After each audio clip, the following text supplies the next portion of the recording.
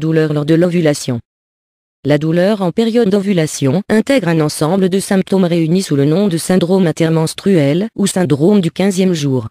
Plus rare que le syndrome prémenstruel, ensemble de symptômes survenant avant les règles. C'est un phénomène qui peut être très invalidant. Découvrons pourquoi ensemble. Ovulation, un peu de physiologie. Le cycle féminin est caractérisé par plusieurs phases. Il comporte, en se basant sur un cycle de 28 jours, les règles J1. La première phase ou phase folliculaire J1 à J12-J14, où les estrogènes sont prédominants.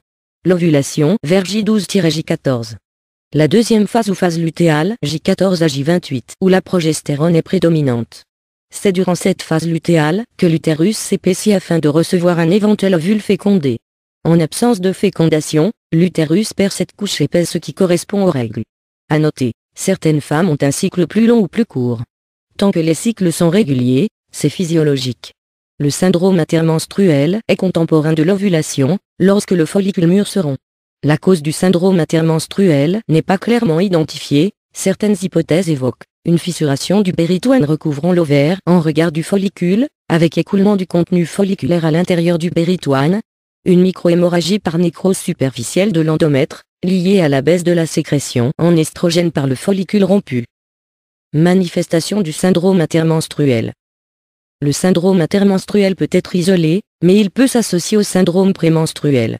Il se caractérise par l'ensemble des manifestations survenant au milieu du cycle et se traduisant par une triade, douleur pelvienne, modérée, de type pesanteur pelvienne, parfois prédominant à droite, irradiant au périnée, à la région anale, la face interne des cuisses et la région lombosacrée. Rarement, elle peut être intense, voire comparable à un syndrome douloureux chirurgical. Elle dure en général quelques heures. Métrorragie, invisible ou sous forme de quelques gouttes en général, elle est parfois plus abondante avec ce que l'on appelle les règles de quinzaine. Gonflement abdominopelvien, souvent ressenti, accompagné parfois de douleurs dans les seins ou de maux de tête. Douleur due à l'ovulation, examen complémentaire. Le médecin saura faire la part des choses entre une douleur liée à l'ovulation et une douleur nécessitant des explorations à la recherche d'une autre cause. Les examens complémentaires sont souvent inutiles, d'autant plus que le syndrome douloureux connaît la même évolution spontanée et répétitive à chaque milieu de cycle, et que cette douleur est brève. Il convient toutefois d'éliminer un autre diagnostic en cas de douleur intense, récente ou inhabituelle. Les investigations peuvent comporter un dosage des bêtac, une échographie, ou parfois une cœlioscopie. À noter, on peut réaliser une courbe thermique afin de vérifier la coïncidence du syndrome avec l'ovulation. Traitement des douleurs de l'ovulation. Il est essentiellement symptomatique, antalgique simple, antispasmodique.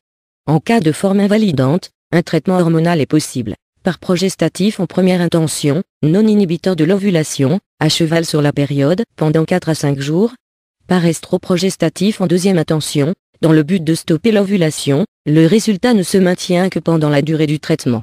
Une prise en charge psychologique peut parfois apporter une aide.